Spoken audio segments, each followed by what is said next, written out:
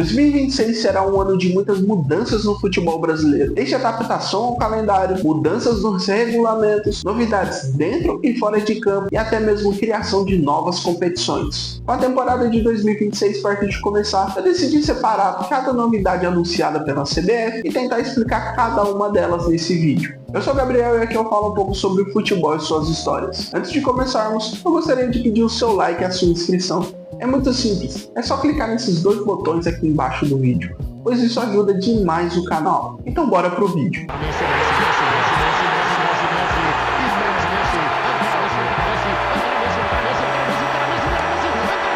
O calendário do futebol profissional masculino sempre foi motivo de muitas reclamações e há muito tempo. Por exemplo, Abel Ferreira, que desde que chegou ao Palmeiras lá em 2020, vez ou outra reclamou do calendário brasileiro. Mas obviamente ele não é o único.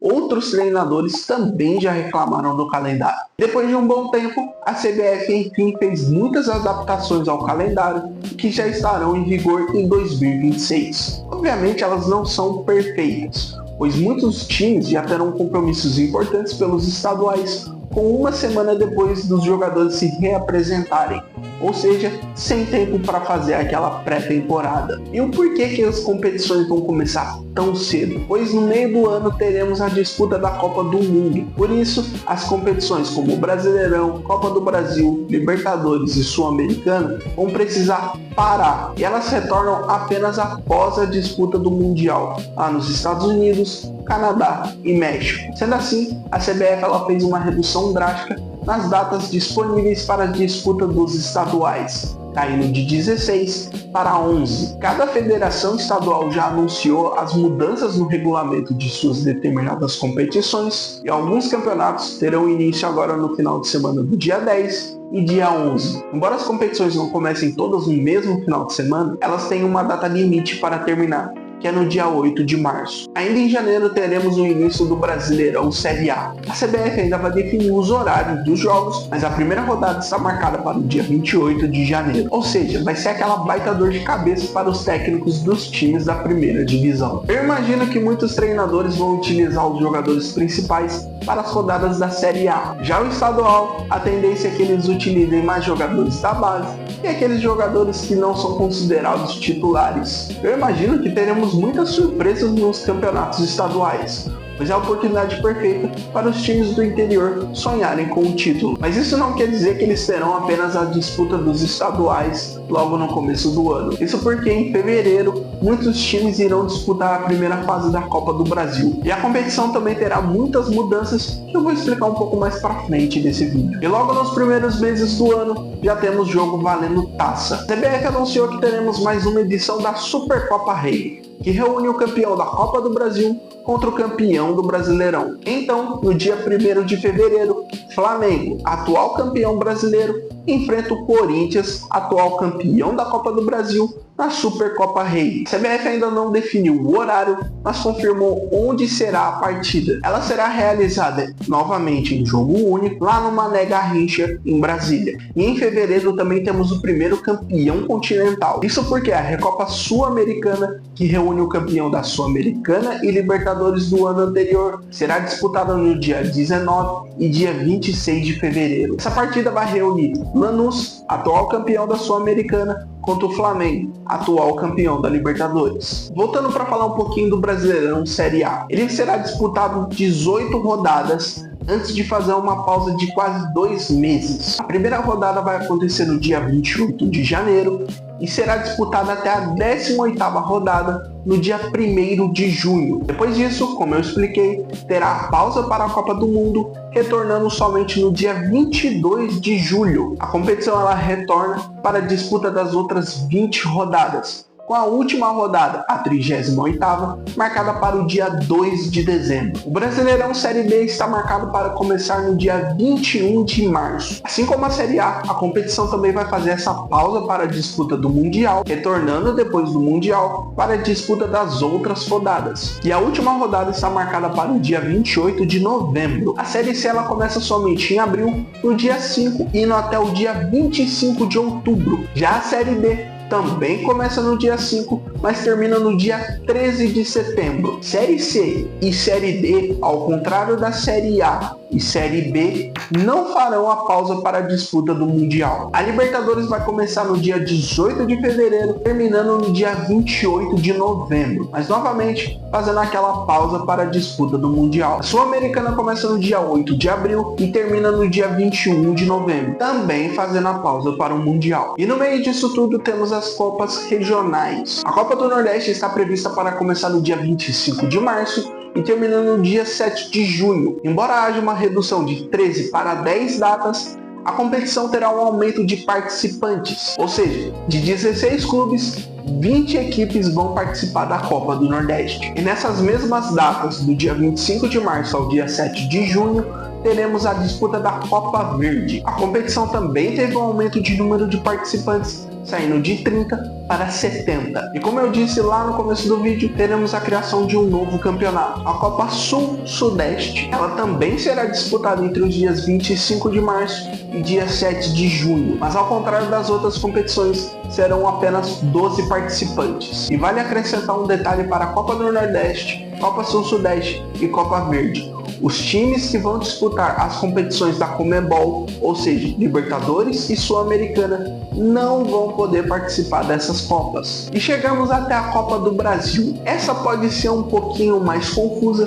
pois terá muitas mudanças desde até a final. A Copa do Brasil está marcada para começar no dia 18 de fevereiro e a final sendo disputada no dia 6 de dezembro. Ou seja, a Copa do Brasil vai encerrar oficialmente a temporada do futebol brasileiro. Além disso, a final será disputada em jogo único e campo neutro. Além disso, a CBF também anunciou os requisitos para as cidades receberem a decisão. A sede precisa cumprir todos os requisitos para poder sediar o jogo. Então, ela precisa ter fácil acesso aos torcedores, uma boa rede hoteleira na cidade, capacidade para receber 2 torcidas e o estádio tem que ter pelo menos 40 mil lugares. E é aqui que eu acho que fica um pouquinho confuso, pois a Copa do Brasil terá muitas mudanças em cada fase da competição. A CBF dividiu cada fase de acordo com o ranking de cada clube e também o que cada time vai disputar no ano. A primeira fase vai ter somente 28 times, que são aqueles 28 times de pior ranking. Já a segunda fase terá um aumento significativo no número de participantes, passando de 28 para 88. O porquê disso? A segunda fase reúne os 14 classificados da primeira fase, mais os 74 times melhores ranqueados. Já a terceira fase terá um total de 48 participantes, que são os 44 classificados da segunda fase, mais os campeões da Série C, Série D, Copa do Nordeste e Copa Verde. Para a quarta fase não temos segredo. São aqueles 24 times que venceram os respectivos confrontos na terceira fase. Já na quinta fase, novamente teremos um aumento de participantes. Ao todo serão 32 clubes. E o porquê disso? Teremos os 12 times que avançaram de fase, mais a entrada dos 20 times que estão na Série A. E daqui para frente aquele modelo tradicional: oitavas, quartas, semi e final. E novamente a final sendo disputada em jogo único e campo neutro. E todas essas datas estão disponíveis no site da CBF, podendo ser consultada por todo mundo. Ainda falando de Copa do Brasil, também temos uma mudança importante, que é a questão de classificados para a Libertadores. Até em 2025, o campeão da Copa do Brasil garantia a vaga direta na fase de grupos da Libertadores. Porém, a partir de 2026, o vice-campeão também garante vaga na Libertadores, mas para a pré-Libertadores. Agora vamos supor que um time é campeão do Campeonato Brasileiro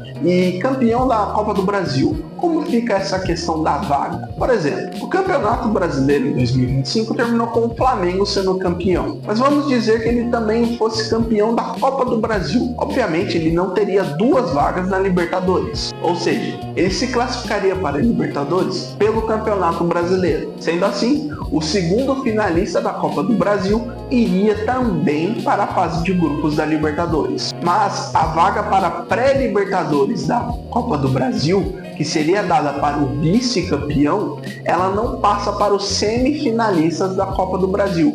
Ela vai para o Brasileirão. E quem fica com essa vaga? O time melhor colocado, que está fora da zona de classificação para a Libertadores, tanto a Libertadores, a fase de grupos, como a pré-Libertadores. Ou seja, com um outro exemplo, hoje temos os 4 primeiros colocados do Brasileirão indo para a fase de grupos da Libertadores. Já o 5º colocado, ele disputa a pré-Libertadores, enquanto do 6º colocado para baixo, eles vão para a Sul-Americana. Ou seja, se ampliar esse número de classificados para a Libertadores pelo Campeonato Brasileiro, o 6º colocado também vai para a pré-Libertadores. Agora eu quero trazer um pouquinho as mudanças no regulamento do Campeonato Brasileiro e também novidades muito importantes. A primeira é até que bem simples. A CBF ela alterou um número limite para os jogadores trocarem de time na Série A. Até 2025, um jogador poderia atuar no máximo 6 partidas por um time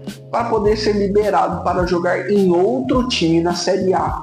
Agora, em 2026, esse número ampliou para 12. E também teremos a chegada do impedimento semiautomático. Se você acompanha o futebol internacional, já está acostumado. Principalmente Premier League, La Liga, Eurocopa, Champions League, entre muitos outros. Falando de uma forma bem simples, caso você não saiba o que é o impedimento semiautomático, o software ele capta as imagens do lance e vai conseguir verificar se o jogador está em posição irregular ou não, substituindo aquele programa de traçar as linhas para ver se o jogador estava na mesma posição ou não, e que tem gerado muitas discussões. Além disso, esse software ele também faz uma redução drástica no tempo de espera para ver se o lance foi irregular ou não. Segundo a CBF, a tendência é que a média de tempo de espera seja de mais ou menos 1 minuto. E a CBF firmou um contrato com a Genius Sports. Essa empresa será responsável por implementar o impedimento semiautomático aqui no futebol brasileiro, e ela é a mesma responsável pelo impedimento semiautomático lá na Premier League. E por que esse nome, semiautomático? Embora o software faça a maioria da análise da imagem, ainda terá que ter um árbitro lá na sala do VAR para verificar se o software analisou os jogadores certos e o lance certo. E por fim, ainda em 2026, teremos a chegada do Fair Play financeiro. Aqui no Brasil ele terá o nome de Sistema de Sustentabilidade Financeira, mas isso ele é basicamente o Fair Play financeiro. Na verdade são apenas mudanças de nomenclatura. Ao todo serão 3 janelas para o monitoramento financeiro dos clubes, que serão nos dias 31 de março, 31 de julho e 30 de novembro de cada temporada. Cada clube vai precisar preencher formulários de autodeclaração. Toda transação entre clubes deverá ser registrada e detalhada no sistema da CBF, incluindo a forma de pagamento. Todos os contratos dos atletas também serão registrados nesse sistema e com valores de pagamentos previstos, sendo os salários de CLT e direitos de imagem. Esses registros são pré-requisitos para a publicação dos contratos no BID. Os times também poderão acionar a Agência Nacional de Regulação e Sustentabilidade do Futebol a qualquer momento para indicar atrasos. Mas um detalhe importante, todas as questões financeiras de 2025 para trás não entrarão em conta, mas as dívidas assumidas pelos clubes a partir do dia 1º de janeiro de 2026 já entrará em conta para análise do fair play financeiro da CBF. Ok, mas para que isso serve? Serão controlados as receitas e os gastos relevantes. Os clubes deverão apresentar um superávit de todas as suas operações. Caso eles apresentem déficit, os clubes poderão utilizar aportes de capital ao seu patrimônio líquido, e isso sem limitação para cobrir o resultado. Se um time apresentar um déficit, será feita uma avaliação de cada janela do clube. Os clubes da Série A terão um limite de déficit de 30 milhões de reais ou 2,5% das receitas, aquele que for maior. Já os times da Série B terão um déficit de no máximo 10 milhões de reais ou também 2,5% do valor das receitas, também aquele que for maior. E para fazer todas essas contas, serão excluídas receitas e despesas das categorias de base, futebol feminino, infraestrutura, projetos sociais e esportes olímpicos e paralímpicos. Inicialmente será um período de transição para a adaptação dessas regras,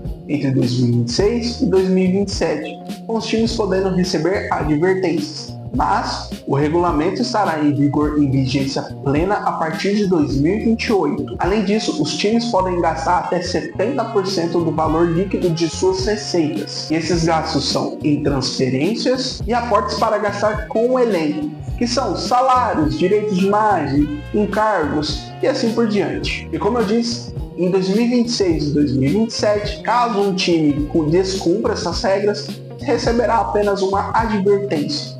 Mas em 2028 ele poderá sofrer sanções. E quais são essas sanções que os clubes podem receber? Advertência pública, multa, retenção de receitas, transfer ban, dedução de pontos, rebaixamento, não concessão e cassação de licença. Também poderá ser celebrado um acordo de ajustamento de conduta para medida alternativa ou preliminar às sanções. E o regulamento não está sujeito apenas aos clubes. Ele também prevê punições aos diretores, empregados, administradores, membros dos conselhos ou controladores em caso de entrega de documentos falsos ou enganosos. As punições são advertência pública, multa, suspensão temporária do cargo, proibição do exercício do cargo do clube, proibição de exercício do cargo e até mesmo um banimento do futebol. E por fim também temos a questão das dívidas. A dívida líquida de curto prazo terá que ser menor do que 45% das receitas relevantes do clube. Essa dívida líquida de curto prazo dura geralmente menos de um ano. Assim como um calendário, essas questões do fair play financeiro também estão disponíveis no site da CBF. No demais, é isso. Bom, tentei separar um pouco o que a CBF já anunciou de novidade para esse ano, mas eu acredito que em 2026 será muito importante para o futebol brasileiro. E imagino que a CBF não vai parar por aqui. Imagino que ela vai fazer mais mudanças, trazer mais novidades nos próximos anos e até mesmo nos próximos meses. Obviamente, tudo isso é visando o melhor do futebol brasileiro. Obrigado por assistir até aqui e até a próxima.